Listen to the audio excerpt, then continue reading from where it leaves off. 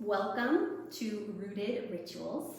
Last month we talked about the attention economy and resonant leadership, and so this month we're going to continue the conversation about resonant leadership. We're going to look at the foundation of resonant leadership. How do we step into and be a resonant leader? And so I first want to say that a resonant leader is a resourced leader. Resonant leaders are not sacrificing themselves in the name of service, in the name of making an impact in the world. Your number one job as a service provider is to take care of and resource yourself so that you can take care of the collective. This is really about individual care rooted in community care. And Lord knows we need resourcing right now. The horrors, the tragedies that are happening across the world, when we open up our phones and we see ICE agents ripping apart families and we see innocent Palestinian families being murdered, it is a lot to take in. Our nervous systems are at their capacity, and so we need resourcing, right? The quality of our work, the way that we serve depends on it. And so whether your work is rooted in activism or it's about serving your community or individuals in your community, we all need to be resourced. So how do we do that? Rituals. Rituals are the way that we come home to ourselves before we go out and serve the world. And I chose the word ritual over routine or habits or daily self-care practices because rituals, they are sacred. They are intentional. They're not mundane. They matter. And so when we are talking about engaging with the rituals that resource ourselves, when we do that, that magic, that sacredness gets imbued into our work and into the quality of our service. Let's look at rooted rituals, and I chose these categories because I feel that they are universal for service providers, for business owners. There probably are more categories, but these are the ones that we're going to look at today. So we have our body-based rituals, we have our being-based rituals, and we have our clarity-based rituals. And I chose a pyramid formation because they each feed each other. Our body is our foundation, which feeds our being, which feeds our clarity. And also, sometimes our rituals are going to include the entire pyramid. So let's look at each of these more in depth. So our body-based rituals, these are the things that replenish our physical vessel. They are anchored in presence and sensation, and they regulate the nervous system. So examples include nourishment. What are the rituals that you have around feeding yourself and hydrating yourself? What are the rituals you have around movement? These are about meeting your basic needs. What are your rituals around sleep and rest? These rituals are best for proactive and reactive resonant leadership. And so what I mean by that is that your movement ritual is always feeding your resonant leadership. And in the moments where you're feeling activated or dysregulated, these body-based rituals are things to turn to. So let's say you have a really important sales call coming up with a potential client and you notice yourself sweating and you're jittery and your mind is moving 100 miles an hour. Turn to your body-based rituals. Try going outside, putting your feet in the earth, feeling the sun on your face, and watch how your sensations become more grounded and centered. Another example, let's say you sit down at your desk and you realize, oh my God, I have 30 things to do today. How am I going to do all of these things? And maybe in that moment you bear down and you start hustling through it, or all of a sudden your laundry becomes really important and that to-do list is done for the day. These are the moments to turn to your body-based rituals. Pause, even for 5 minutes. Seek out maybe one of your kids or a partner. Call up a friend. Ask for a hug.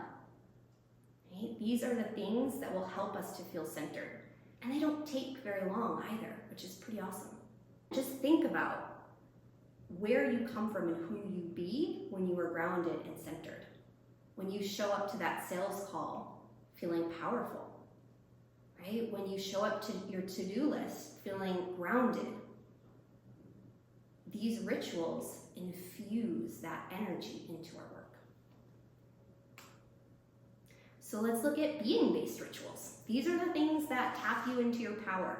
These are the things that expand your energetic resonance by bringing intention to how you show up. And some examples include prayer and affirmation, or journaling and intention setting. And this is something that I do at least a few times a week, especially on days where I have a lot of calls, whether it's connection calls, whether it's coaching calls. I take a moment in the morning to journal about who I want to be. How do I want to show up? What are the qualities that I want to bring to my connections? How do I want to serve? What will this client benefit from the most? And so taking this moment, even before getting on my calls, again, is allowing the energy, the magic, the intention, the sacredness of the ritual to infuse into the work. Being-based rituals also look like deconditioning and belief work. And so last month, when we talked about the attention economy, we looked at how this is a societal context that we are swimming in, whether we like it or not, whether we are aware of it or not, it's impacting and influencing us. And so the point of deconditioning rituals is allowing ourselves to get space between the things that are influencing how we be, so that we can make a different choice.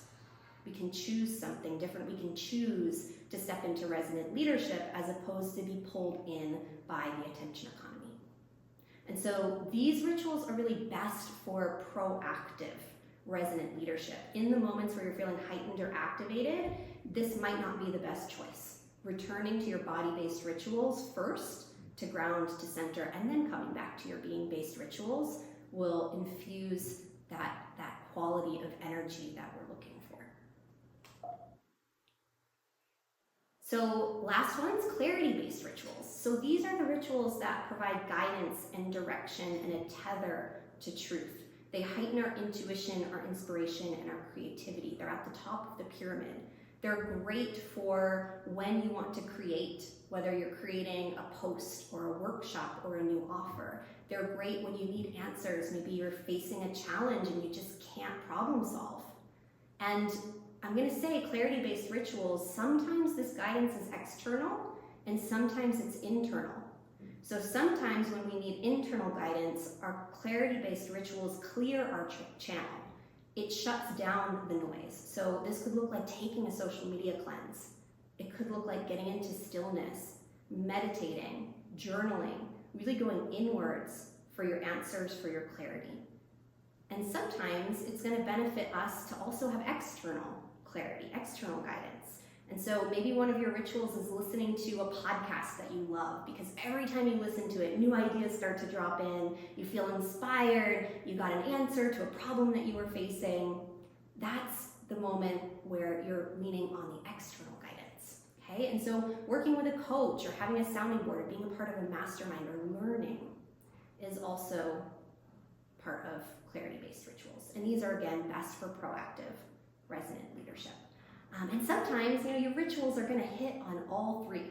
There are many times where I will start my day with journaling and really setting the intention for who I want to be, and then I'll go out. I'm sure you guys are tired of hearing this, but my ritual around going and walking and getting my coffee, and then listening to something mind-expanding on the way to the plaza, sitting down in the plaza, really getting still and just hearing what wants to come through me. That is my creativity ritual. It is the full pyramid. It is powerful. And so I would love for you to think about what are your rituals, and we're going to go into that in the questions. But before we do that, I have one last thing to say. The strength of your rituals shapes the potency of your service. This is why rituals matter. Because when we take the time to invite the sacred into our lives, to invite the medicine that the rituals have for us into our lives, it fills our cup. it makes our service, the quality of our work, potent. And this is really the bedrock of sustainable success, right? When you are doing your best work, when you are being your most potent self, when you are being a resonant leader, when you are showing up to serve at your highest capacity, it hits different. It takes less energy because you're showing up fully as you. And you get to enjoy your life alongside the service and the impact that you're making in the world.